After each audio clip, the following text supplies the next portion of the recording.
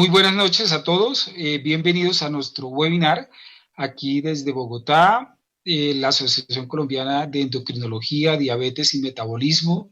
Les agradece a todos los que se conectan y están atentos a escuchar y ver las presentaciones nuestras en torno a la endocrinología. Para esta noche tenemos dos invitados muy importantes. Es de advertir que este webinar es patrocinado por Abbott Nutrition de Colombia y está transmitido a varias ciudades de Centro y Latinoamérica. Bienvenidos todos.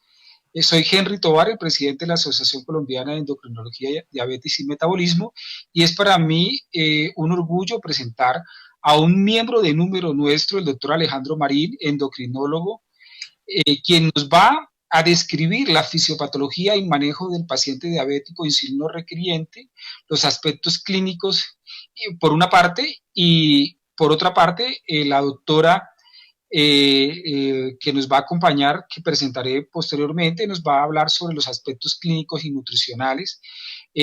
Para nosotros es muy relevante integrar la fisiopatología con la parte clínica y bueno, doy bienvenida al doctor Alejandro Marín para que con su exposición nos ilustre sobre los aspectos básicos de la fisiopatología de la diabetes insulino requiriente.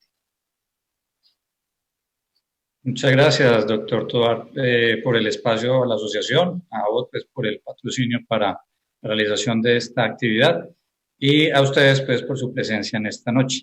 La idea es comentar pues, algunos aspectos básicos desde el aspecto clínico y fisiopatológico con respecto a estos pacientes que finalmente en el transcurrir de su diabetes requieren manejo con insulina.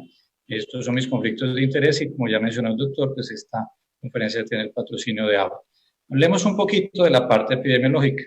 Difícil pues no hablar de diabetes y mencionar pues algunas cifras.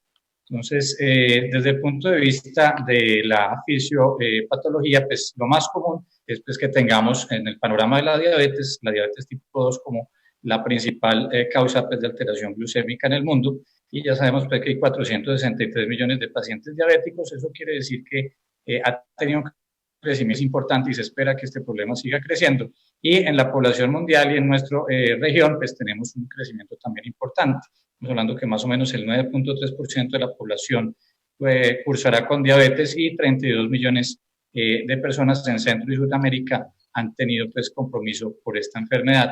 En Colombia pues, se ha estimado una prevalencia cerca del 8.4%, pero hay una discordancia en las cifras de los pacientes que se han considerado como diabéticos tipo 1, porque en la consideración, por ejemplo, de la Federación Internacional de Diabetes, entre los 0 y los 19 años, pues hablan de 1.824 pacientes, pero no se establece pues como tal una tasa pues que pudiera considerarse verdaderamente aterrizada a nuestra situación. Nosotros posiblemente estemos un poco sesgados por ser centros de referencia y ver más comúnmente a estos pacientes.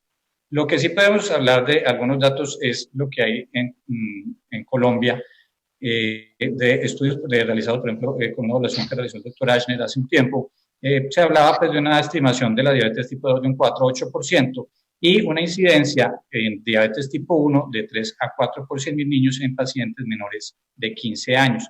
Eso quisiera decir que tendríamos una prevalencia del 0.07%, pero esto tendría que ver pues, también con la duración pues, de la enfermedad, y esto se ha estimado a través de la prevalencia básica, y por eso pues, en esa revisión pues, se plantea que unos 28.500 pacientes tendrían diabetes tipo 1 y en general pues, el 92% de estos pacientes tendrían más de 15 años.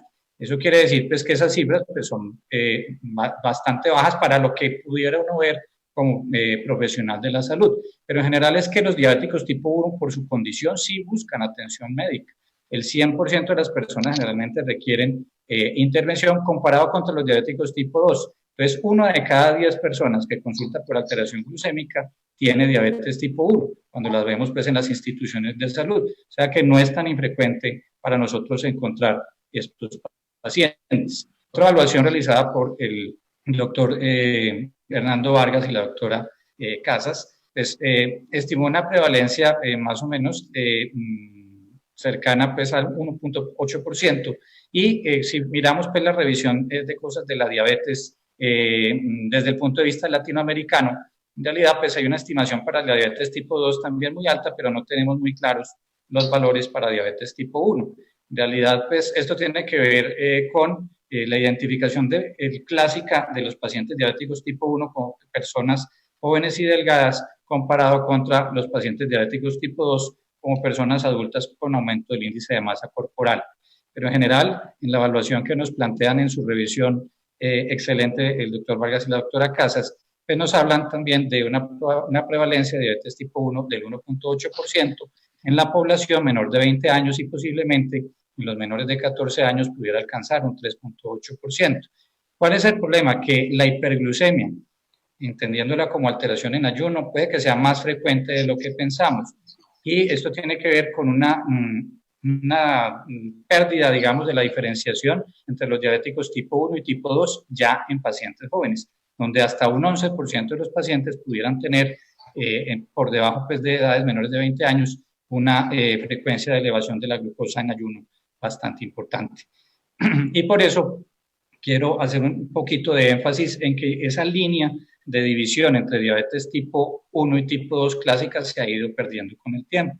Y esto tiene que ver con los hábitos que estamos viendo y por eso la parte nutricional va a ser fundamental en el transcurrir de nuestros pacientes. Por eso, esa división clásica que hemos tenido entre diabéticos tipo 1 y tipo 2 en esos pacientes por debajo de los 30 años, pues que era la característica, pues no necesariamente pues, se cumple todas las veces.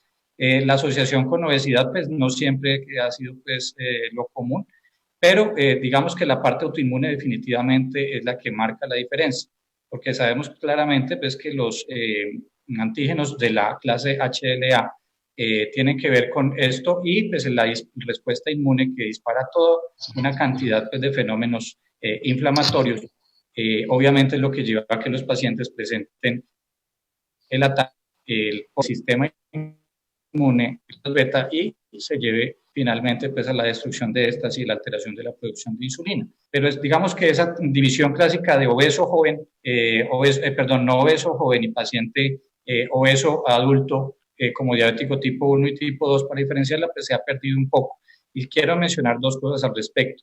Es que ya también encontramos pacientes diabéticos tipo 2 menores de 20 años y esa frecuencia ha ido incrementando con el tiempo. Estamos hablando que la población hispana en esta revisión realizada en 2012 estimaba pues un aumento importante en el transcurrir del tiempo y por eso se hablaba de un aumento de 4 veces en la presencia de diabetes tipo 2 en personas menores de 20 años. O sea que la parte nutricional de todas formas va a ser fundamental en la intervención de nuestros pacientes jóvenes para que no tengamos hiperglucemia y que finalmente por el transcurrir del tiempo y los fenómenos autoinmunes que los pacientes presenten un deterioro de su producción de insulina.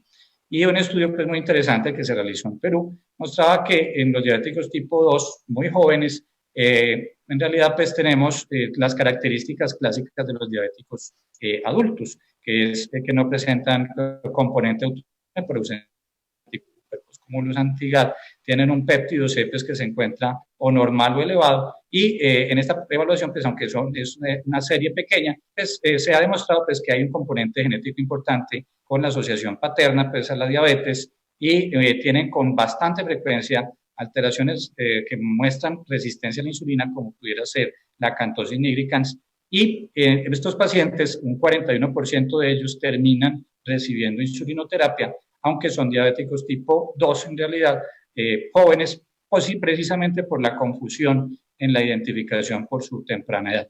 Generalmente en estos casos pues no hay demostración de autoinmunidad cuando se hace un análisis pues más juicioso del aspecto clínico de ellos. Por eso cada vez estamos viendo más frecuente esta situación donde los pacientes presentan cambios de resistencia a la insulina y la mamá no hace sino insistirle que el problema es que no se está bañando bien este niño, si en realidad lo que tiene es una diabetes tipo 2 posiblemente por un fenómeno asociado a la resistencia a la insulina y no necesariamente una diabetes tipo 1. Como ya vimos en esas series, pues la acantosis es uno de los marcadores principales y no necesitamos pues que el paciente llegue a un compromiso tan severo pues para realizar nosotros la identificación de estos pacientes. Y por eso tenemos una cara cambiante de la diabetes, porque antes la diabetes tipo 2 pues era rara en los niños y por eso se llamaba la diabetes de inicio en la adultez, pero ya sabemos pues que este panorama ha ido cambiando con el tiempo. Y esto tiene que ver con el factor de riesgo principal, que es la obesidad, donde 1 de cada 3 niños presentan sobrepeso o obesidad en descripciones, como se hizo por el informe de carga de enfermedad hace algunos años por parte de la Asociación Colombiana de Endocrinología. Y aquí traigo algunas cifras rápido. En Colombia, pues esta evaluación entre el 2005 y el 2010, en la presencia pues, de sobrepeso y obesidad, pues nos mostraba que la frecuencia pues era cercana pues a un 5%, pero cuando se hace una diferenciación por grupos de edad, los pacientes entre los 5 y los 9 años pues pudieran tener casi que un 18% de ellos entre obesidad y sobrepeso.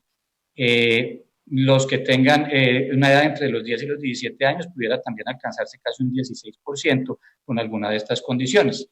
Entonces, en Latinoamérica pues no tenemos pues mucha paz generalmente desde el punto de vista social y político, pero tenemos unas muy buenas guías de diabetes. Entonces, esta revisión pues, de las guías de 2019 pues, nos habla y nos plantea nuevamente el cambio del concepto fisiopatológico, donde la clasificación de la diabetes pues, tiene que ver con su historia natural y esto ha ido cambiando con el tiempo.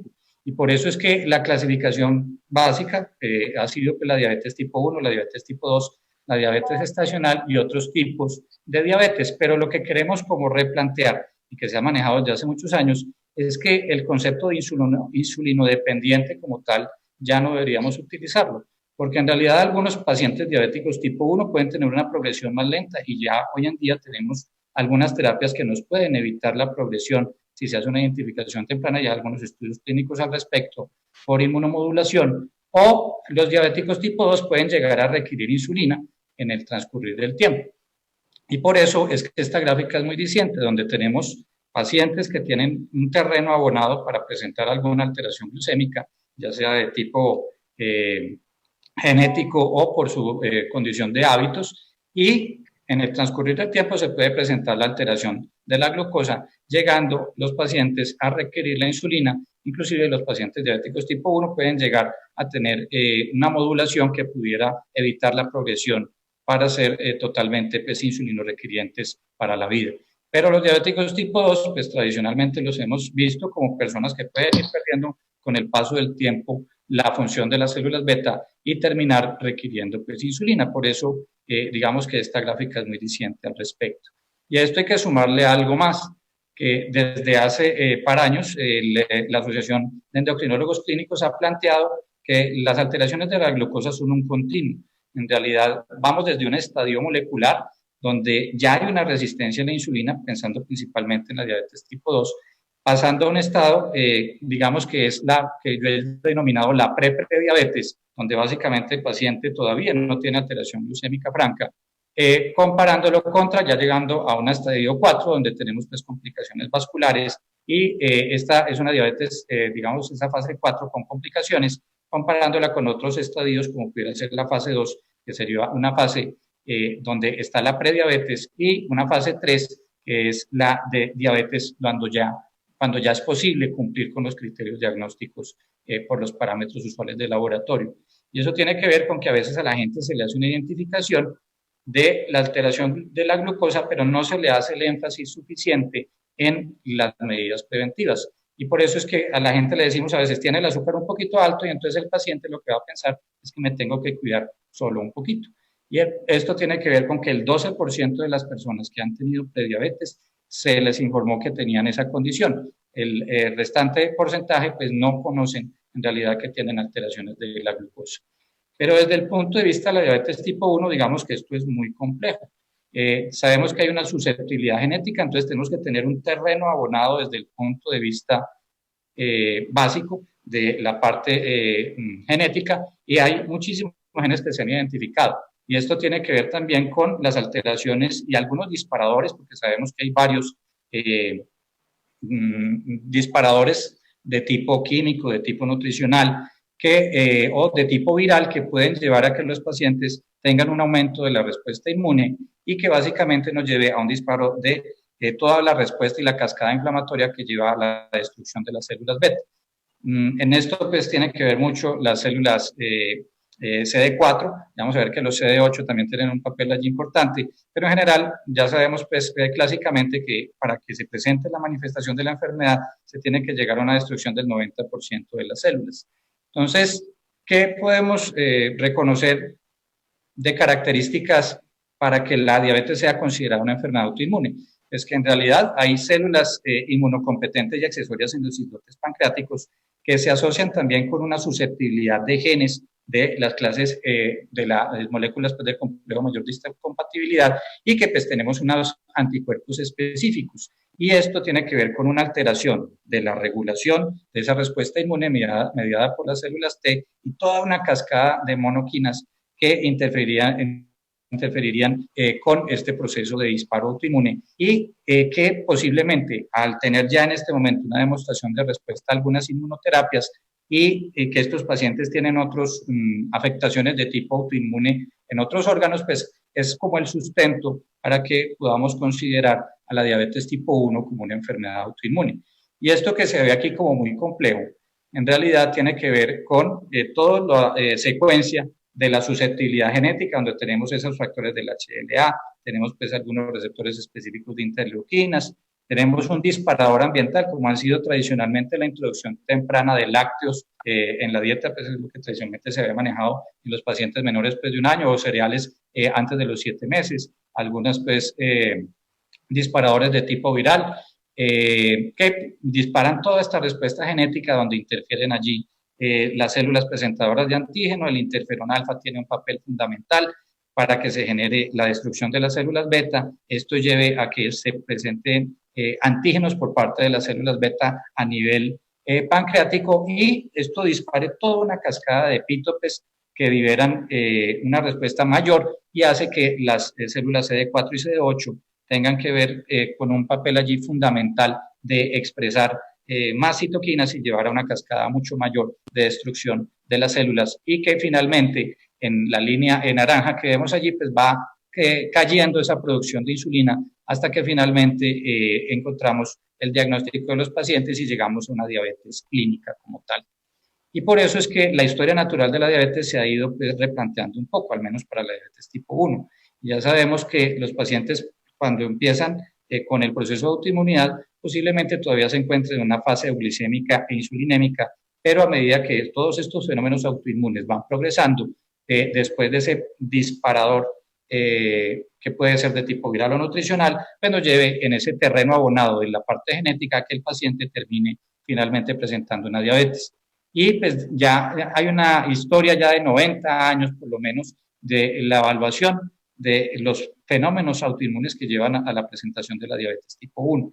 Y por eso es que ya se ha identificado, digamos, ese terreno genético que tiene que tener el paciente de base, más los disparadores, y por eso es que muchísimas de las sustancias que tienen que ver allí y las células se pueden volver blancos potenciales para lograr una modulación inmune y que posiblemente a futuro pues tengamos alguna intervención de tipo preventivo para eso. Y por eso es que se ha replanteado a la diabetes tipo 1 por diferentes estadios. Entonces ya sabemos que habría un estadio 1 donde pues, tenemos algo de autoinmunidad, pero todavía no tenemos síntomas y tenemos normoglucemia. Tenemos un estadio 2 donde esa autoinmunidad también de las células beta pues tiene que allí que continuar y ya se empieza a presentar una disglucemia y que puede que sea una fase todavía presintomática y ya un estadio 3 donde finalmente el paciente tiene una progresión de su disglucemia y que finalmente pues, lo lleve a la manifestación como tal de la diabetes. Entonces ese estadio 1 hoy en día se considera como un terreno intervenible desde el punto de vista de modulación inmune y que pudiera llevar a cambiar esa historia natural de la enfermedad.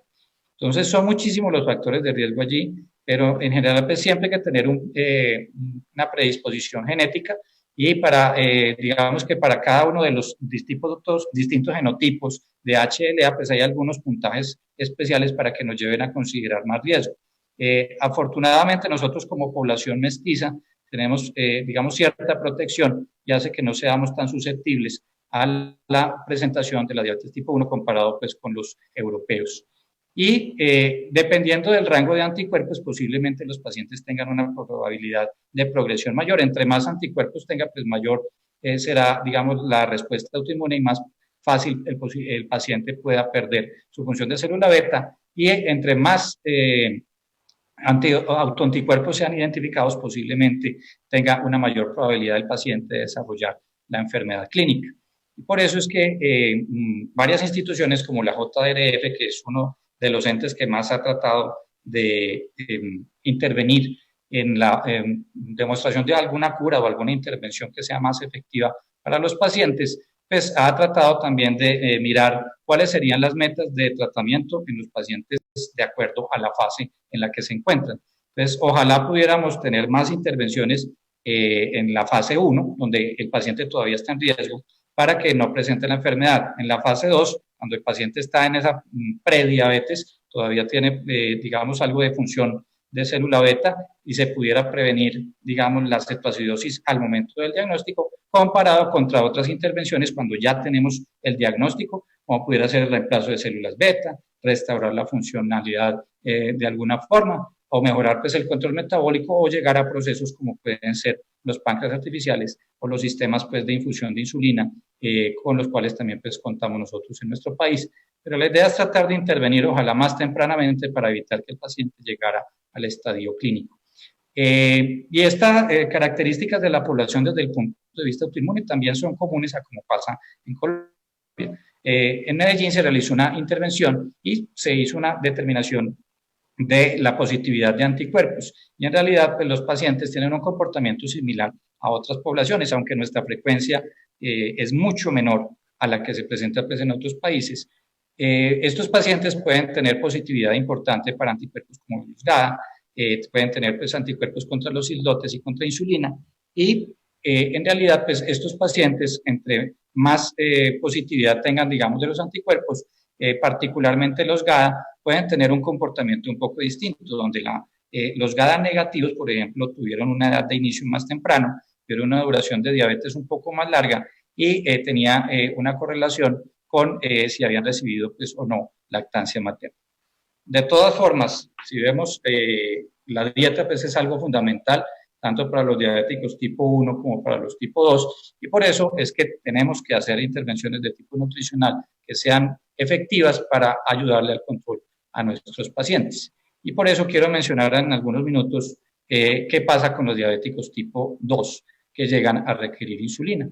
Pues todos conocemos muy bien esta historia natural que se ha ido modificando con las nuevas terapias no insulínicas, donde a medida que va pasando el tiempo el efecto incretínico pues se va perdiendo la función de las células beta a medida que va pasando el tiempo en los diabéticos tipo 2, y eso va de la mano con el aumento progresivo de los valores de glucosa, pasando de la prediabetes o el síndrome metabólico al diagnóstico de la diabetes. Y por eso sabemos muy bien que a medida que va pasando el tiempo con las intervenciones que realizamos vamos presentando dificultades para el control, y algunos estudios ya habían planteado la posibilidad de presentar un deterioro a medida que va pasando el tiempo.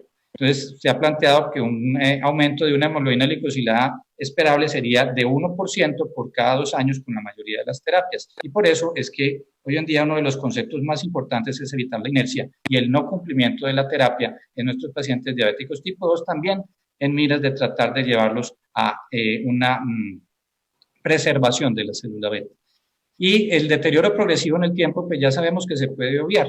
Y por eso alguna vez un estudio que fue el estudio Origin, que se utilizó inclusive en pacientes prediabetes a unas dosis de insulina para tratar de llegar a un control metabólico más estricto, logró retrasar, digamos, un poco la progresión de la enfermedad y mantener el control de estos pacientes a largo plazo.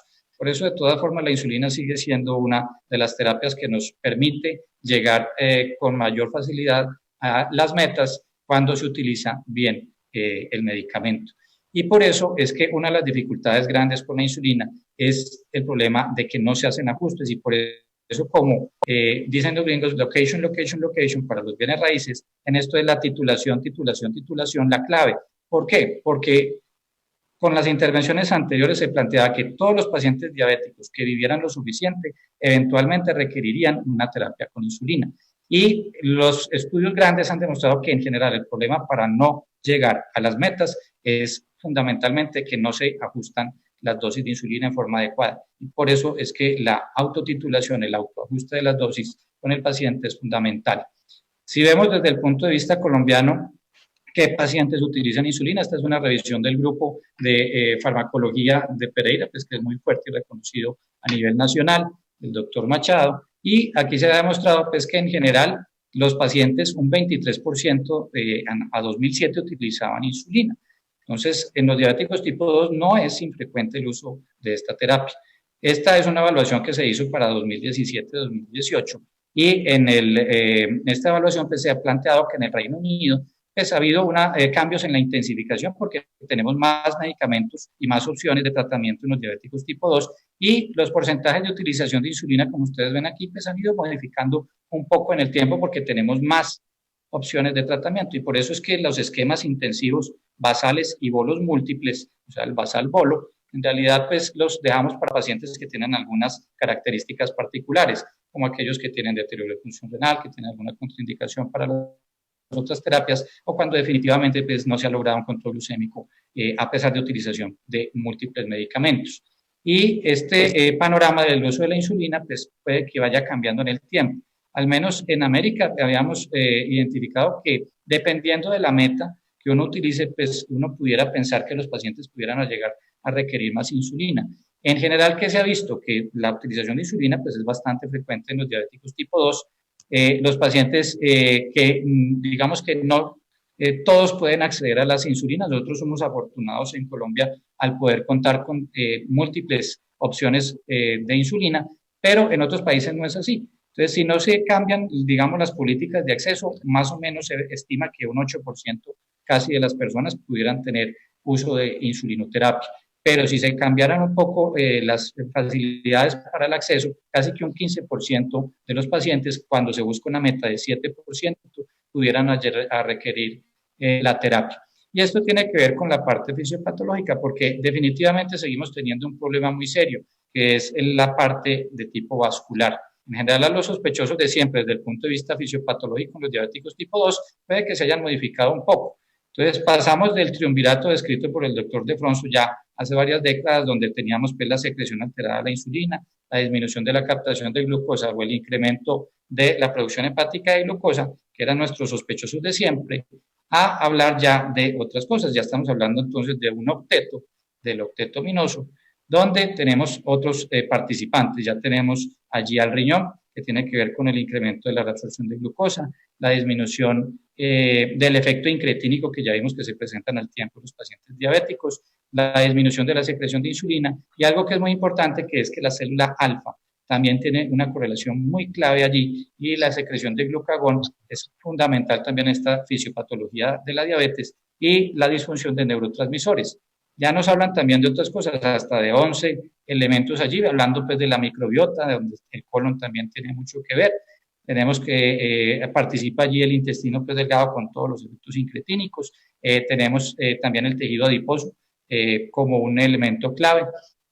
Y hay algunos que hablan pues, de otras cosas, entonces ya hablan de 12, como pudiera ser la dopamina, hablan de la vitamina D, posiblemente como un factor asociado por los hábitos donde uno no se expone al sol por el sedentarismo, la testosterona, que sabemos que el hipogonadismo tiene que ver con resistencia a la insulina, el sistema renina-angiotensina-aldosterona, que también es fundamental y clave allí.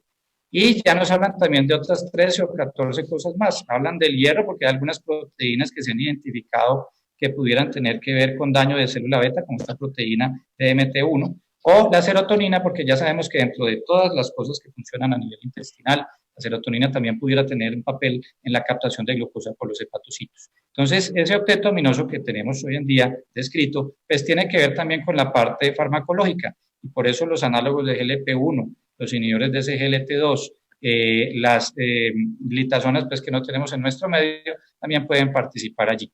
Y esto tiene que ver con la utilización también de insulina a medida que pasa el tiempo, porque nuestros pacientes en un comienzo puede que sí sean insulinosensibles y respondan a la insulina, pero a medida que va pasando la parte nutricional, va pasando el peso como factores asociados, pues la resistencia a la insulina puede que vaya cambiando y esos pacientes que pudieran tener una respuesta insulínica interna aumentada, pues van perdiendo esa producción a medida que va pasando el tiempo y posiblemente estos pacientes lleguen a requerir insulina.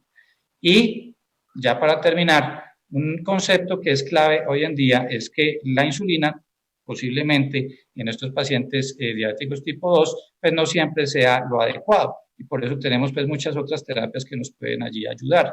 Entonces, Christopher Nolan, no este Christopher Nolan, el de Batman, sino otro Christopher Nolan ha planteado algo muy interesante, que la insulina pudiera llegar a ser deleteria porque pudiera llevarnos a un efecto de lesión específica en los tejidos que sean muy sensibles a la insulina. Y por eso entonces las altas dosis de insulina hoy en día se han revaluado un poco.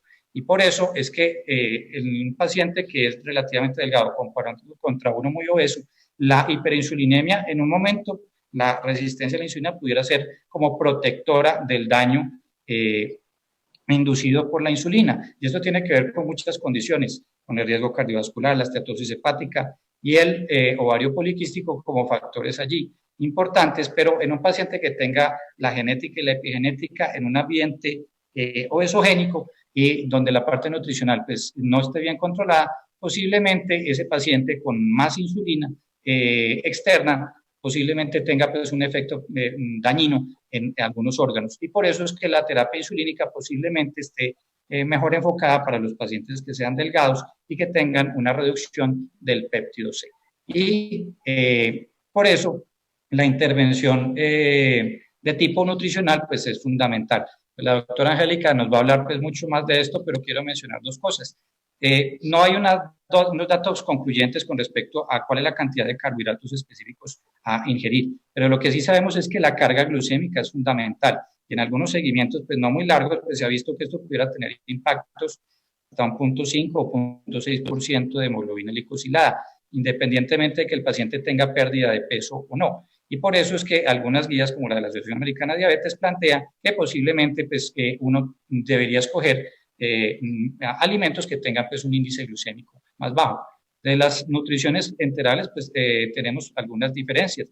En general, pues, la glucerna en algunos estudios se ha demostrado que tiene un índice glucémico menor comparado pues contra otras preparaciones y eso pues nos puede también brindar como tranquilidad para utilizar pues cierto tipo de suplementos comparado contra otros. Y desde el punto de vista de la reducción de los carbohidratos, pues sabemos que hay una posible correlación lineal entre la reducción de la cantidad de carbohidratos, donde, por ejemplo, en este estudio una reducción del 0.3% de hemoglobina glicosilada. En este otro fue una evaluación pues por una restricción con unos valores de carbohidratos entre 90 y 148 gramos de carbohidratos y hubo una reducción pues significativa de la hemoglobina glicosilada. Entonces no siempre hay que recurrir a la cirugía bariátrica.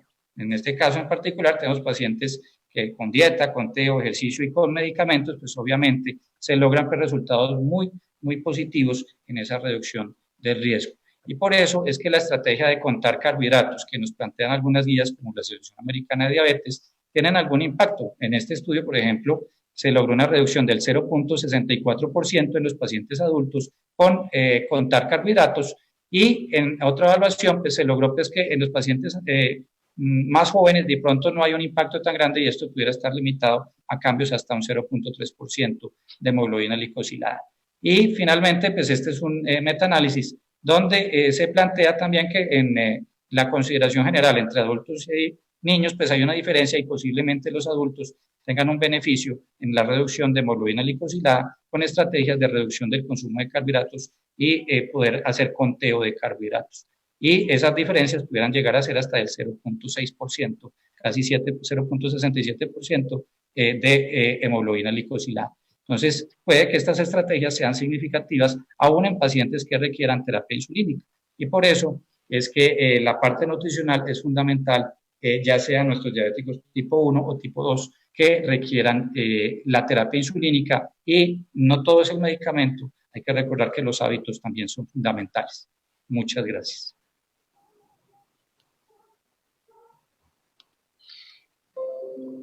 Muchas gracias, doctor Alejandro Marín, por su excelente exposición.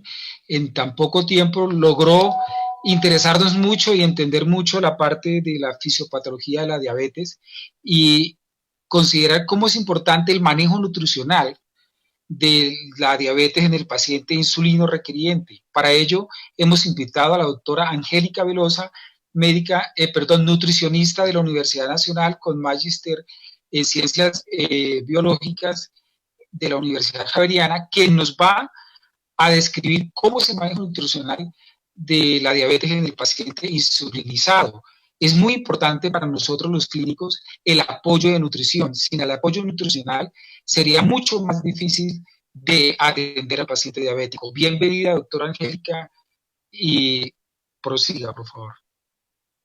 Buenas noches. Bueno, muchísimas gracias por la invitación. Vamos a hablar entonces en esta segunda parte acerca del manejo nutricional de ese paciente que se encuentra en tratamiento con insulina. Entonces, para comenzar, quiero recordarles que la terapia médica nutricional tiene diferentes objetivos y estos objetivos se pueden resumir en estos 4 que ustedes ven acá.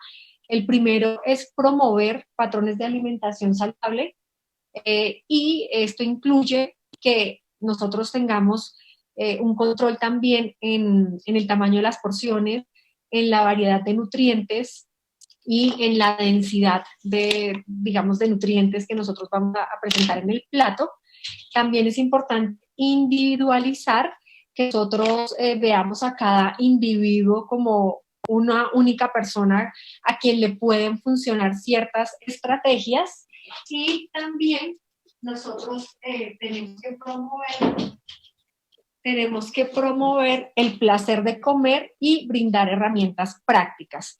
Entonces, este tema del placer de comer es algo que se empezó a incluir desde hace pocos años en las guías y se ha visto que es muy importante para que las personas realmente tengan una adherencia a esa terapia médica nutricional. Bueno, dentro de los patrones de alimentación se han estudiado varios, pero podemos decir que estos 3 patrones que ustedes están viendo en la diapositiva son los que más evidencia han demostrado con respecto al control glucémico y con respecto al, digamos que al control metabólico en general.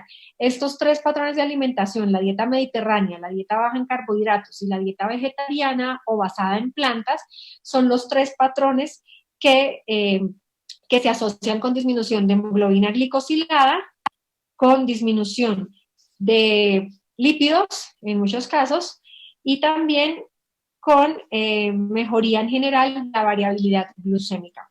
No los vamos a ver uno por uno, pero sí es importante destacar que en los 3 patrones hay un aporte importante de fibra, hay un aporte en la dieta mediterránea, sobre todo hay un aporte de grasa, especialmente grasa tipo monoinsaturada, y en la dieta baja en carbohidratos nos enfocamos en la cantidad de carbohidratos, no pasarnos de 130 gramos al día, y esto también se asocia con el glucémico. Como ya lo dijo el doctor Marín, no siempre se debe manejar un mismo esquema de alimentación o una distribución única de carbohidratos o una distribución única de macronutrientes, porque cada una de las asociaciones nos ha dicho que es importante hacer una distribución individualizada. Entonces, por ejemplo, tanto la Asociación Americana como la Asociación Latinoamericana nos dicen que nosotros podemos manejar dietas ricas en grasa, dietas con modificación en la cantidad de carbohidratos, dietas donde nos enfoquemos más en la calidad de los alimentos o de los nutrientes que en la cantidad. Por ejemplo, el patrón de dieta mediterránea puede tener hasta el 45% de las calorías en forma de carbohidratos, y todas las guías hacen énfasis en que incluyamos grasas monoinsaturadas, es decir, grasa omega 9, que es la que más se asocia con mejoría de la sensibilidad a la insulina. Esta grasa omega 9 la encontramos básicamente en el aceite de oliva y también en las carnes de los animales que han sido criados al pastoreo. El hecho de que estos animales hayan sido criados de esta forma hace que la composición de sus grasas sea diferente a la de los animales que han estado en confinamiento durante toda su vida. Bueno, cuando hablamos específicamente de carbohidratos, tenemos que tener en cuenta dos conceptos bien importantes. Uno es la cantidad y el otro es la calidad de esos carbohidratos. Nos enfocamos en este nutriente porque el 95% de los carbohidratos se van a convertir en glucosa al llegar a la sangre y tanto la calidad como la cantidad van a afectar el control glucémico. Entonces, cuando hablamos de calidad, nos referimos a dos características. Una es el índice glucémico y la otra es la carga glucémica.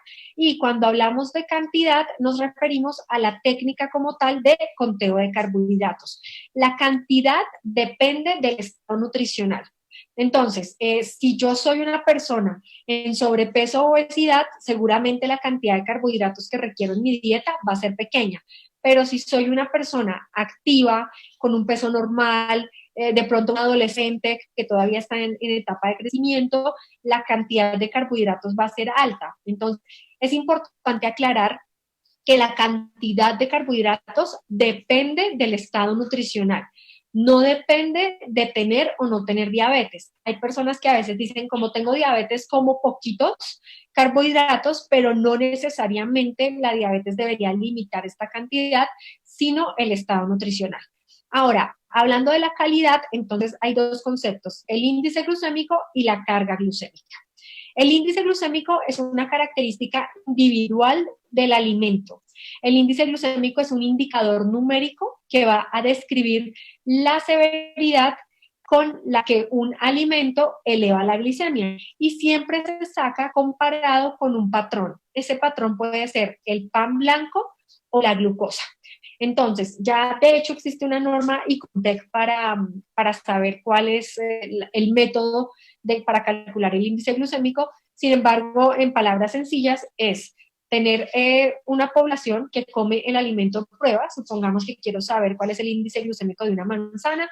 Todo el mundo come manzana, le tomo la glicemia durante el periodo postprandial, que son más o menos 4 horas después.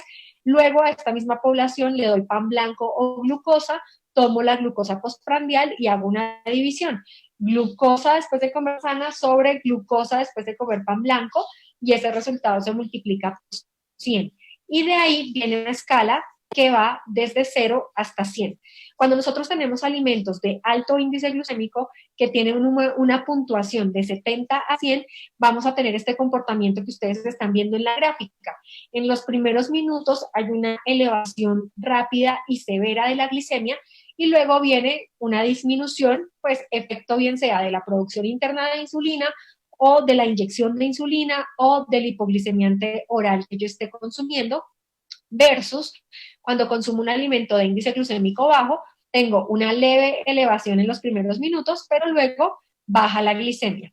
Hay algunos pacientes que aprenden a contar carbohidratos a un nivel, pues, milimétrico y a veces aprovechan esta técnica para consumir alimentos que no son muy saludables. Entonces, en la consulta yo me he encontrado con pacientes que me dicen, bueno, yo me tomo una gaseosa normal porque sé que tiene 30 gramos de carbohidrato y me mandó insulina para esos 30 gramos de carbohidrato, me mido mi glicemia 2 horas después y estoy perfecto. Claro, a las 2 horas está perfecto porque usted se puso insulina, pero en los primeros minutos va a tener una elevación de la glucemia, va a tener una excursión glucémica. Y hoy en día ya sabemos que esas excursiones, estar permanentemente por encima de 180 y luego volver a bajar y volver a subir, esta variabilidad glucémica es lo que más se asocia con complicaciones de la diabetes, especialmente complicaciones macrovasculares, y también es lo que más se asocia con mortalidad. Por eso es tan importante que la glicemia postprandial también se encuentre dentro de metas. Ahora, les venía diciendo que el índice glucémico es un indicador numérico, va desde 0 hasta 100. Todo lo que se encuentre entre 70 y 100 va a tener un índice glucémico alto. En este grupo tenemos todos los cereales del desayuno. Acá no tengo, digamos, ninguna excepción, porque incluso los que no tienen azúcar pulverizada encima, las que son hojuelas de maíz solas, ya tienen un alto grado de procesamiento. Entonces, cuando yo cojo una mazorca, la desgrano, la cocino, la deshidrato, la tuesto, todo este proceso industrial hace que el almidón se hidrolice y que en el momento en que me lo como se comporte exactamente igual al azúcar. Lo mismo pasa con el pan blanco. ¿Qué le ocurre al trigo para convertirse en pan? Hay todo un proceso industrial donde se hidroliza el almidón y en el momento en que me lo como se comporta exactamente igual al azúcar. Sobra decir que los dulces, los jugos de caja tienen alto índice glucémico, también está aquí el arroz blanco y el puré de papa. Sin embargo, ustedes van a ver que ese tipo de alimentos pueden compensarse un poco cuando yo los mezclo con alimentos de bajo índice glucémico o con proteína y con grasa. Índice glucémico medio son alimentos que tienen un puntaje de 69 a 55. Aquí tenemos ya el arroz integral, que por tener un mayor aporte de fibra tiene un índice glucémico menor. Aquí está la temida remolacha, que muchas veces la prohibimos sin razón. La remolacha, de hecho, tiene un componente muy importante que se llama betaína y es un antioxidante que se asocia con reducción de los niveles de glicemia y con mejor rendimiento para los deportistas. Entonces, la idea es no sacarla de la dieta de las personas con diabetes, pero sí, digamos que prepararla de una forma más amigable. Cuando la meten a la olla express y la dejan cocinarse durante mucho tiempo, los enlaces de su carbohidrato se van a hidrolizar y se va a absorber más rápido. Entonces es ideal comérsela cruda, rallada, o si la van a cocinar, que quede al dente, que no quede tan blandita y la mezclan con otros vegetales y no habría problema. Aquí están las crispetas o maíz pira, muchas frutas, también está la miel. Sin embargo, hay que ser muy cuidadosos con la cantidad porque cuando se exceden, igual van a tener una elevación de la glicemia. Bajo índice glucémico son aquellos que tienen una puntuación menor de 55 y aquí tenemos todos los vegetales de hoja verde, las leguminosas, frijoles, garbanzos, lentejas, que son una mezcla maravillosa de fibra, proteína animal y almidón. Tenemos los lácteos y las proteínas como tal, pues al no tener carbohidratos no tienen un impacto severo sobre la glicemia. En esta diapositiva ustedes pueden ver una página www.glycemicindex.com donde ustedes encuentran una base de datos impresionante del índice glucémico de los alimentos. Simplemente escriben el nombre del alimento que están buscando y ahí van a encontrar toda la descripción. El segundo concepto que nos describe la calidad del carbohidrato se conoce como carga glucémica. La carga glucémica es un poco más integral que el índice glucémico porque ella tiene en cuenta tanto la cantidad, es decir, los gramos de carbohidrato, como el índice glucémico. La forma de obtener la carga glucémica es multiplicando gramos de carbohidrato por índice glucémico y lo divido en 100. Cuando me da por encima de 20, estoy hablando de un alimento de carga glucémica alta. Cuando hablo de una puntuación de 11 a 19, es una carga glucémica media. Y cuando hablo de menos de 10, es una carga glucémica baja. Entonces, ¿qué pasa con este cálculo? Puede que yo me coma un alimento de alto índice glucémico, pero en una porción pequeña, entonces la carga glucémica va a ser baja. Si ustedes se fijan en esta diapositiva, un ejemplo es la sandía. La sandía tiene un índice glucémico alto de 72, pero cuando me como una taza de sandía que pesa 120 gramos, apenas me estoy comiendo 6 gramos de carbohidrato. Si yo multiplico esos 6 gramos de carbohidrato por 72, que es el índice glucémico, y lo divido en 100, me va a dar una carga glucémica de 4. Entonces es una carga glucémica baja, pero de un alimento con índice glucémico alto. Eso se puede hacer. Y también puede pasar lo contrario, que yo me como un alimento de índice glucémico bajo, pero exageré tanto en el tamaño de la porción que la carga glucémica está siendo alta. No sé si a ustedes les ha pasado en consulta que de pronto llega el paciente y dice, me conseguí el pan más light del mundo con 20,000 nueces, cereales, fibra, y el paciente se emociona y se come el bloque entero. Y después está bravo porque dice, pero si era light, ¿por qué me subió la glicemia? Pues se le sube porque la cantidad es tan grande que así el índice glucémico sea bajo, la carga glucémica va a ser muy alta y usted va a tener una hiperglicemia postprandial.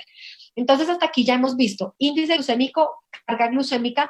Hay un tercer concepto muy importante que es la respuesta glucémica y es esa respuesta mía, individual, a ciertos carbohidratos. La gente sabe y uno en la consulta se da cuenta que no todos reaccionan de la misma manera ante ciertos alimentos. Hay gente que me dice, yo me como mi taza de frijoles y no pasa nada, pero hay otros que dicen, yo con solo leer los frijoles ya me da hiperglicemia. Entonces, hay que conocerse. Esa respuesta glucémica, pues básicamente lo que nos está diciendo es, yo arranco con una glicemia normal, pero al comer ciertos alimentos se me dispara la glicemia. Entonces hay que buscar estrategias, bien sea aplicar mayor dosis de insulina o hacer mezclas de ese alimento con fibra, con proteína y con grasa, o comerlo solamente el día que usted haya hecho ejercicio para que tenga una captación mayor de glucosa. ¿Qué se ha visto? Se ha visto que cuando usted combina índice glucémico, carga glucémica y conoce su respuesta glucémica, eso contribuye con reducción del peso, control de la diabetes y disminución del riesgo cardiovascular. Y si a esto usted le suma una dieta rica en fibra, va a disminuir el riesgo de diabetes tipo 2, va a disminuir también con estas dietas ricas en fibra el riesgo de cáncer colorectal y también va a disminuir todas las enfermedades cardiovasculares. O sea que es bien importante combinar estos tres conceptos. Y cuando ya usted tiene un paciente con diabetes tipo 2 que ha logrado una pérdida de peso, que ha logrado también un control glucémico, si usted quiere mantenerlo en esa pérdida de peso, lo que se ha visto es que combinar dietas de bajo índice glucémico con un aporte alto de proteína, como ustedes lo ven acá en la línea roja punteada, una dieta alta en proteína con bajo índice glucémico, es la que más se asocia a largo plazo con el mantenimiento de la pérdida de peso. Todo esto, ¿para qué? Para que la glicemia postprandial esté en metas, para evitar la excursión glucémica, para evitar la variabilidad glucémica, porque todo esto se correlaciona con menos complicaciones de la diabetes y con menos mortalidad secundaria a la diabetes. Digamos que hasta acá hemos hablado de los carbohidratos, de las grasas solamente quiero resaltar que es muy importante en el paciente diabético incluir alimentos fuentes de omega 9, que ya los mencioné, básicamente aceite de oliva, también grasas poliinsaturadas, omega 3 y omega 6, pero ojalá hacer mucho énfasis en el omega 3, que básicamente está en el pescado, pero también se encuentra en algunas semillas, por ejemplo, las semillas de chía alcanzan a tener algo de omega 3, incluso el atún en lata, las sardinas alcanzan a tener algo de omega 3, el aceite de oliva, como les mencioné, porque tiene omega 9 y sí se ve que mejora la sensibilidad a la insulina y la respuesta de la glicemia postprandial. Esta diapositiva me gusta mucho porque es un resumen de todo lo que yo les he dicho hasta acá. Digamos que la familia de los carbohidratos tiene varios integrantes, unos que son pequeños y en el grupo estarían los azúcares, básicamente los monosacáridos y los disacáridos. Están los almidones, pero los almidones tienen digamos, diferencias. Cuando nosotros consumimos un almidón en su empaque original, papa, yuca, plátano, el arroz, digamos, en forma de alimento no procesado, el almidón va a tener una estructura grande que va a requerir de mi trabajo digestivo para poderlo hidrolizar. Pero cuando yo me como un almidón procesado, el pan, el cereal, el postrecito, todos esos almidones que ya han sido refinados, se van a absorber más rápido y se van a comportar igual que un azúcar. Entonces, yo tengo azúcares y tengo almidones, pero entre azúcares y almidones, pues me va mejor incluyendo almidones en mi dieta porque esos tienen un proceso digestivo y se van a absorber más despacio. Pero entre almidones naturales y almidones artificiales, almidones procesados, mejor me voy con los almidones naturales. Y si aparte de eso yo consumo fibra, que sería también otro carbohidrato, pero con una estructura tan grande que nosotros no la digerimos por lo menos en el 100%, esta combinación de fibra, proteína y grasa va a hacer que mi almidón se digiera y se absorba más despacio y de esa manera yo puedo evitar una excursión glucémica. Entonces, cuando ustedes estén con sus pacientes, con que ellos se lleven estos 3 mensajes de esta diapositiva, creo que ustedes pueden darse por bien servidos. El primer mensaje es, entre azúcar y almidón, me quedo con almidón. Entre almidón natural y almidón industrializado, almidón en su empaque original. Y entre un carbohidrato solo y un carbohidrato mezclado con fibra, proteína y grasa, pues me voy con el carbohidrato mezclado con fibra, proteína y grasa, ¿sí? Entonces, aquí viene como el trasfondo, el método del plato. Cuando usted le dice a un paciente que la mitad del plato tienen que ser vegetales, usted está garantizando que tenga un aporte de fibra. Una cuarta parte en carbohidratos, usted está garantizando que modere la cantidad de carbohidratos. Cuando usted le dice que escoja entre mejor un carbohidrato natural, pues usted también está garantizando la calidad del carbohidrato.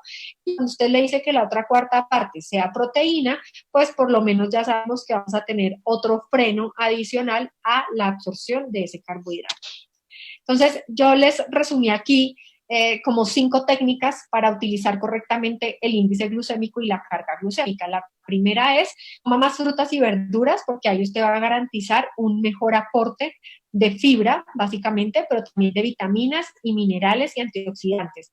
Segundo, aumente el consumo de fibra soluble, que está básicamente en la avena en hojuelas, el salvado de avena, también en el remojo, cuando ustedes dejan en remojo linaza, semillas de chía, esa fibra que queda ahí también es fibra soluble.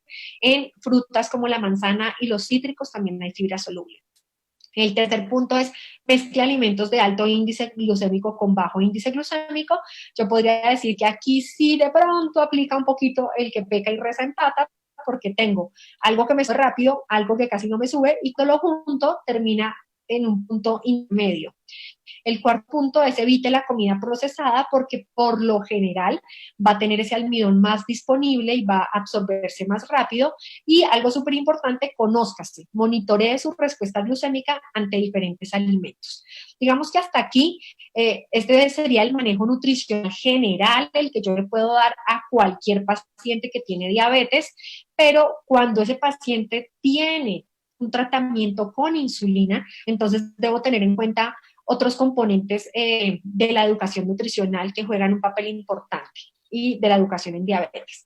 Entonces, si yo tengo un paciente que tiene una terapia de insulina basal, se está aplicando insulina de acción prolongada una vez al día, yo le doy el manejo nutricional usual que acabamos de ver y además lo enseño a titular la insulina. Entonces, bien lo decía el doctor Alejandro, que la titulación autónoma de insulina pues está asociada con un mejor control glucémico. Entonces, desde el día 1, tanto el nutricionista como la enfermera, como el médico, le enseñan al paciente a ajustar esa dosis, pues ya tenemos un terreno ahí ganado.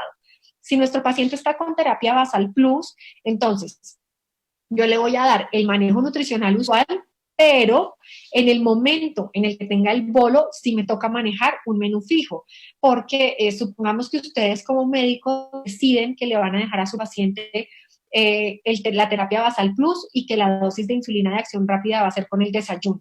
Y resulta que ese paciente siempre desayuna chocolate, pan y huevos y se pone ahí la inyección que usted le dijo. Pero un día le dio por no desayunar eso, sino solamente tomarse un té y se pone la misma inyección que usted le dijo, pues ese paciente va a hacer una hipoglicemia tremenda. Entonces ahí lo que nosotros hacemos desde Nutrición es ponerle un menú fijo en el momento de la insulina de acción rápida y también le enseñamos a usar el bolo de corrección. Entonces, si usted se toma su glucometría antes del momento de ponerse la insulina de acción rápida y detecta que está alto, pues es bueno calcular la sensibilidad para que usted de una vez sepa cuánta insulina se pone de más para hacer una corrección. Cuando tenemos terapia basal bolo, entonces definitivamente ese paciente tiene que contar carbohidratos porque es la mejor forma de flexibilizar la dosis y de verdad adaptarla a su realidad y a sus necesidades. Cuando el paciente aprende a contar carbohidratos, nosotros podemos calcular 2 factores que son el ratio y la sensibilidad. Y quiero comentarles que en todas las guías, por lo menos en esta última guía de la Asociación Americana de Diabetes, nos invitan también a utilizar la suplementación nutricional como una alternativa dentro de la terapia médica nutricional. Entonces, yo puedo tener mi manejo nutricional usual, pero detecto que en ciertos momentos del día mi paciente se puede beneficiar de la suplementación o detecto que mi paciente tiene un grado de desnutrición o detecto que mi paciente tiene un mal control glucémico en momentos específicos, entonces me puede funcionar usar un suplemento porque se asocia con 3 situaciones, con control glucémico, con elevación del GLP-1 y con pérdida de peso. Entonces, por ejemplo, en este estudio, lo que se hizo fue un protocolo con pacientes diabéticos que tenían soporte nutricional y les dieron una infusión, un goteo constante del suplemento, de la suplementación, y al mismo tiempo tenían un monitoreo continuo de insulina, y lo que se vio en la línea punteada es la suplementación estándar que se le da a un paciente con soporte, y en la línea continua es la suplementación con un suplemento especializado en diabetes. Y si ustedes se fijan, el control glucémico postprandial en una persona con diabetes es mucho mejor cuando recibe un suplemento especializado en diabetes, porque este tiene carbohidratos modificados de absorción lenta, tiene un índice glucémico bajo y tiene una carga glucémica baja. En este otro estudio, lo que hicieron fue comparar desayunar un día con avena en hojuelas, otro día no desayunar y otro día desayunar con un suplemento especializado en diabetes, y ustedes pueden ver cómo en el periodo postprandial hubo una elevación de la liberación de GLP-1 5 veces mayor cuando la persona se toma su suplemento especializado en diabetes versus cuando la persona desayuna con avena en hojuelas.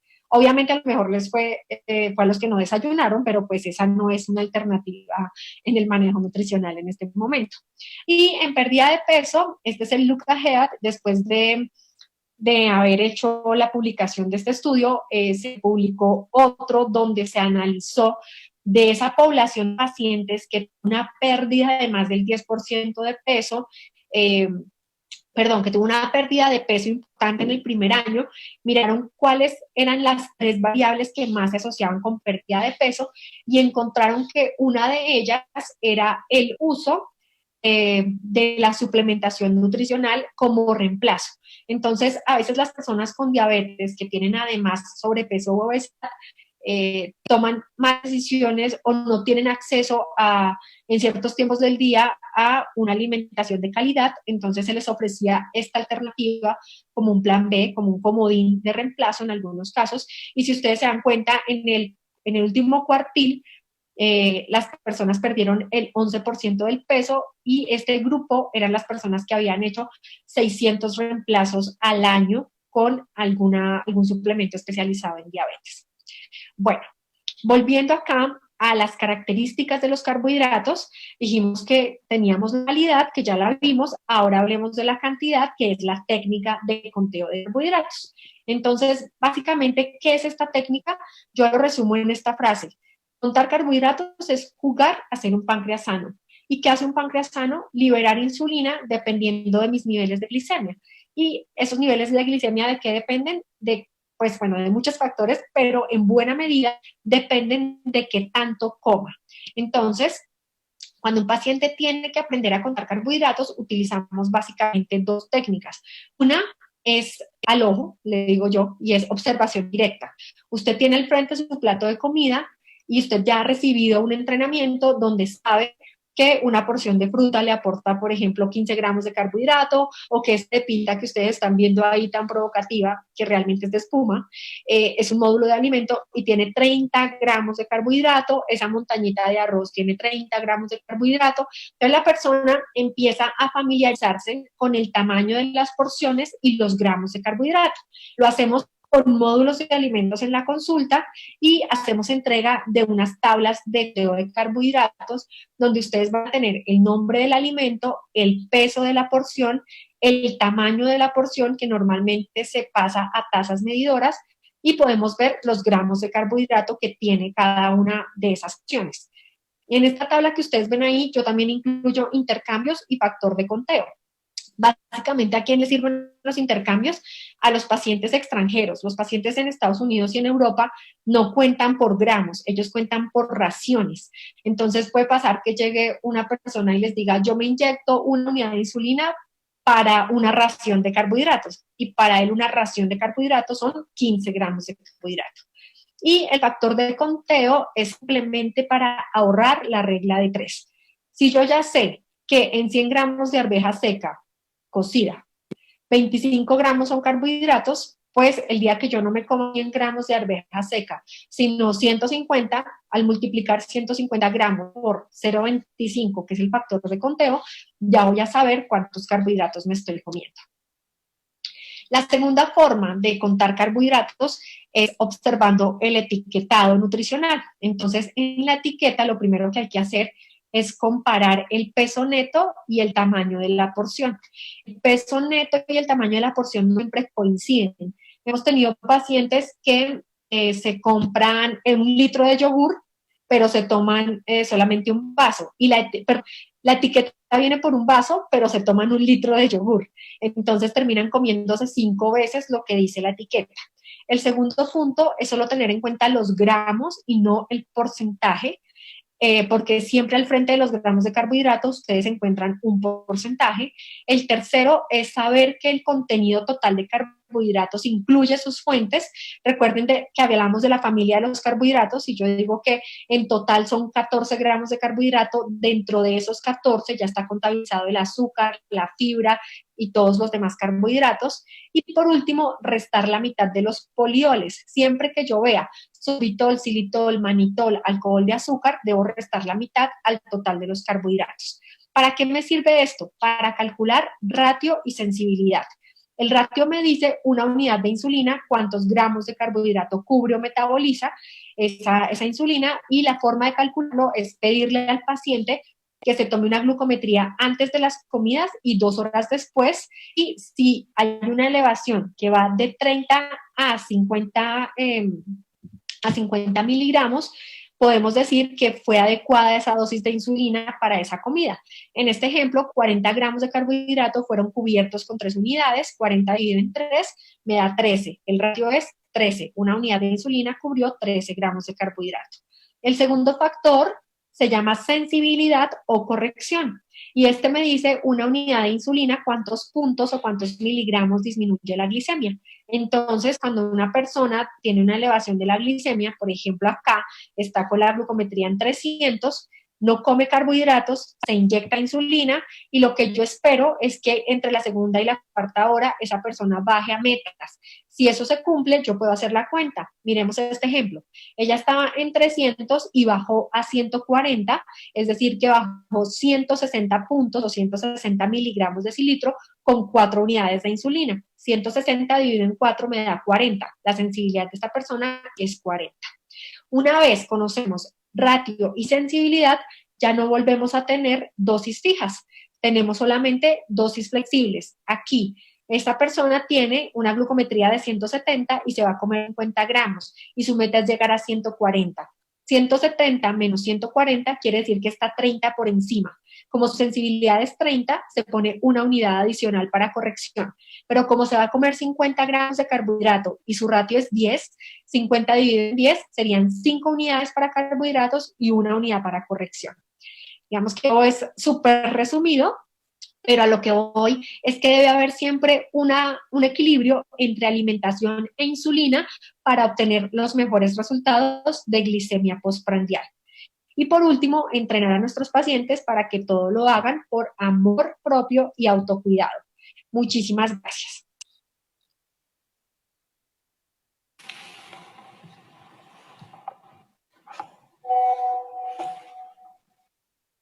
Bueno, buenas noches. Buenas noches. Vamos a iniciar entonces con la sesión de preguntas del auditorio. Vamos a empezar con unas preguntas que tenemos, doctora Angélica, para hacer claridad sobre el índice glicémico. Nos comenta Miguel Ángel Gómez que el índice glicémico puede ser mayor a 100. ¿Usted qué opina? Sí, lo que pasa es que, bueno, digamos que el punto de corte es 100 cuando nosotros tenemos como patrón el pan blanco, pero cuando el patrón es glucosa, hay algunas tablas que incluso nos muestran valores por encima de 100. Entonces, sí es verdad, sí puede pasar y depende del patrón con el que se haga la comparación.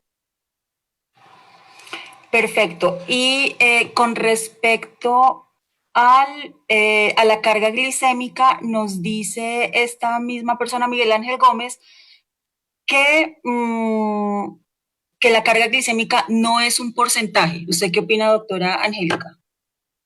No, yo no dije que era un porcentaje. La carga glucémica es, digamos que la fórmula total es la multiplicación de los gramos de carbohidrato por el índice glucémico y se divide en 100, pero no, digamos que no te está diciendo, ahí no te está diciendo como tal un porcentaje en general, porque tú sí estás haciendo aparte los gramos de carbohidratos de esa porción, ¿sí? Yo sé que uno pensaría, al dividirlo en 100 estoy sacando el porcentaje, sí, pero cuando tú tienes en cuenta los gramos de carbohidratos, te vas a dar cuenta que va cambiando el resultado, ¿sí? Yo puedo tener algo de índice glucémico bajo con una cantidad grande, así lo divido en 100, la carga glucémica me va a dar alta. Exacto, o sea, nos queda clarísimo que la carga glicémica no es un porcentaje. Listo. Bueno, vamos a continuar entonces con las preguntas. Eduardo Fidel Casas nos pregunta, yo creo que para el doctor Marín, ¿se puede diagnosticar a un paciente como diabético tipo 2 cuando presentó glicemia en ayunas de 170 y luego se le ordenó una glicemia pre y postprandial, reportando preprandial de 176 y postprandial de 80?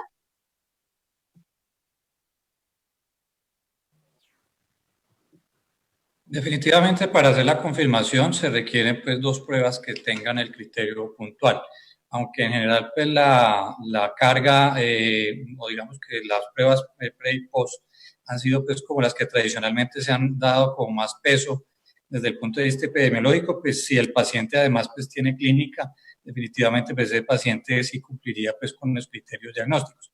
Ya con esa evaluación en ayunos pues uno pensaría pues que ese valor de 80 pues como que no cuadra. Ya habría que ver también pues cómo está la hemoglobina glicosilada como para tratar de sacar ahí como la diferencia, pero en teoría pues con esos valores ya tan elevados generalmente sí consideraría uno el diagnóstico. Doctor Marín, ¿y qué pasa si es un paciente de 16 años, de 33 kilogramos, consumidor de sustancias psicoactivas, con una glicemia de 730? ¿Qué opinaría usted de ese paciente?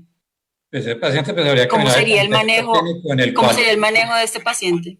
habría que ver el contexto clínico pues del paciente, ¿cierto? Porque ese paciente pues definitivamente es un paciente de altísimo riesgo y que tendría pues que tener un manejo hospitalario y hay que confirmar pues haber otros efectos asociados pues al consumo de las sustancias, pero con ese valor habría pues que tratar de definir bien pues el estado clínico y tendría pues que ser un manejo pues mucho más agresivo. Doctor Marín, y acá hay otra pregunta. Usted abordaba en su charla un poco cirugía bariátrica y aquí María Fernanda Villamizar nos está preguntando, ¿usted qué opina si un paciente insulinodependiente puede realizarse cirugía bariátrica? Tenemos que tener la diabetes tipo 1, pues no es insulino requeriente, no es un criterio de exclusión o de contraindicación para que el paciente sea llevado a la cirugía. De todas formas, lo que hay que tomar en cuenta es tratar de mejorarle el control glucémico a ese paciente antes de considerar la intervención y tratar de definir verdaderamente pues, el tipo de diabetes de los pacientes. Realmente los diabéticos tipo 1 francos no llegan a tener pues, obesidades tan extremas asociadas pues, a su patología de base. Entonces hay que definir bien a ver si es un diabético tipo 2 que tuvo pues, la progresión asociada al mal control pues, de su diabetes hasta requerir insulina en un esquema pues, intensivo con basal y con bolos, que se pudiera beneficiarse inclusive más de la reducción de peso para su control glucémico. Por eso en algún momento pues, se consideró lo de la cirugía metabólica. Eran pacientes pues, que no cumplían los criterios francos de cirugía bariátrica, pero por el mal control de su diabetes se pudieran llevar a cirugía para tratar de mejorar esa parte metabólica. Doctor, ¿y esa cirugía metabólica con stem cells, usted qué opina de eso? Pues en realidad todavía tenemos mucho por estudiar con respecto a eso. Muchas de las terapias, tanto pues como la de células madre como las terapias de trasplante pues de islotes, tienen la desventaja de que no se logran pues mantener en el tiempo. En algunos de los estudios pues se ha visto que eso pudiera tener beneficio a intermedio pues plazo o a corto plazo. Estamos hablando pues de periodos no mayores de 2 años, infortunadamente. Listo. Doctor, Y acá nos pregunta Hilda Elena Cortés, si es un paciente menor de 20 años que tiene signos de acantosis nigricans, pero sus glicemias basales son normales, se sospecha que puede tener resistencia a la insulina, pero ¿qué prueba sería más sensible para solicitarle a este paciente? Algunos de los planteamientos, por ejemplo, lo del estadio molecular o la prediabetes que yo he mencionado, pues plantean la posibilidad de uno mirar el índice HOMA, el índice de resistencia. Es algo relativamente fácil pues, de mirar y de calcular. Aunque las guías en particular no lo recomiendan, pues digamos que si el paciente ya tiene una acantosis muy marcada, pues posiblemente en ese paciente eso va a estar alterado de por sí, no hay como mucha necesidad de pedirlo. Posiblemente en ese paciente sea más costo efectivo hacerle de pronto una prueba de carga o medirle una hemoglobina glicosilada para poder definir su estado como tal de carga glucémica, cómo está. Bueno, para la doctora Angélica Velosa, el doctor Luis Fabián Santiago, médico especialista en medicina del ejercicio, le pregunta ¿qué opina usted de la remolacha para mejorar rendimiento físico en paciente diabético en rehabilitación cardiometabólica? Bueno, pues como lo mencioné en la presentación, la evidencia está en esas dos condiciones, paciente con diabetes y en deportista. Digamos que no hay una que combine las dos cosas, pero sí en las dos condiciones lo que se ve es mejor control glucémico y mejor rendimiento. Entonces, pues yo la utilizaría. O sea, sería como ideal en esa combinación. Y nos están haciendo una pregunta para los dos y es ¿cuál es la posición sobre el uso de edulcorantes artificiales actualmente? Ahorita, pues las guías siguen siendo claras en establecer que como una medida temporal para que el paciente logre la transición entre una dieta pues alta en carbohidratos a una baja en carbohidratos, pues pudiera lograr ese cometido. El problema es la dosis como tal. Por ejemplo, en las guías de la ADA pues, se plantea pues, que puede ser como una medida temporal. El problema es que esa temporalidad muchas veces se nos prolonga y los pacientes se quedan pues consumiéndolos, pero en general pues esto sí tiene que ver con el riesgo de cambios de la microbiota y que a largo plazo sí tuviera que ver inclusive con riesgo pues de diabetes en los pacientes que no la tienen o de mal control glucémico, pero todo tiene que ver pues como con las alteraciones de la microbiota. En realidad, por ejemplo, las guías SALAD plantean que mientras no se pase pues, de las dosis recomendadas, que inclusive pues, son dosis pues, muy altas, estamos hablando, por ejemplo, de bebidas de soda pues, con edulcorante, por ejemplo, en el caso de stevia, de 16 porciones pues, al día, entonces eso pues, son dosis pues, muy altas, pero en realidad pues, la idea es que sea como algo transicional, pero que no se nos vuelva pues, algo pues, permanente y que ojalá pudiéramos utilizarlo como una estrategia pues, en un corto a mediano plazo. Nos preguntan si es del conocimiento de ustedes si existen suplementos especializados para niños con diabetes.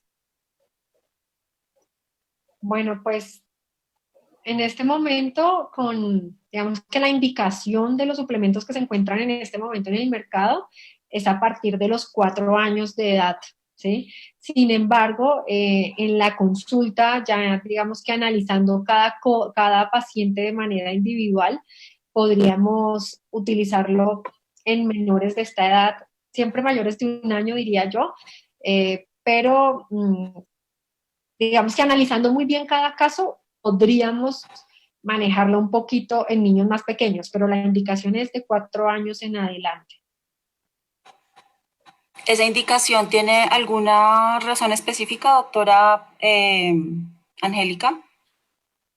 No, realmente es indicación de fabricante, nada más. Es porque hay, digamos que los estudios o las pruebas que se hacen antes de lanzarlo al mercado está hecha con población a partir de los 4 años.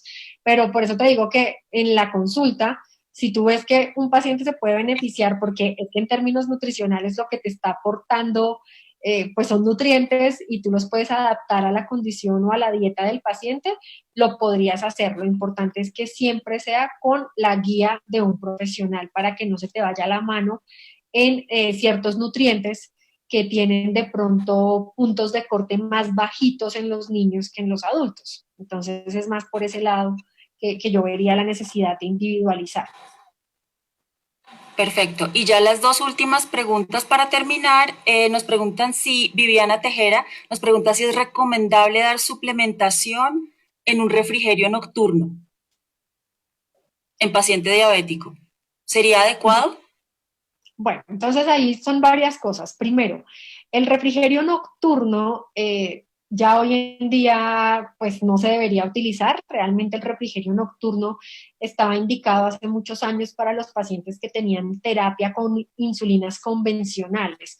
Entonces, cuando nosotros teníamos NPH y cristalina, los tiempos de acción y los picos de acción hacían que estos pacientes tuvieran un riesgo alto de hipoglicemia, especialmente en las madrugadas. Entonces se usaba el refrigerio nocturno y en ese caso pues yo diría que un suplemento pues es ideal porque al fin y al cabo su digestión, su absorción va a ser lenta y te puede ayudar a mantener los niveles de glicemia normal.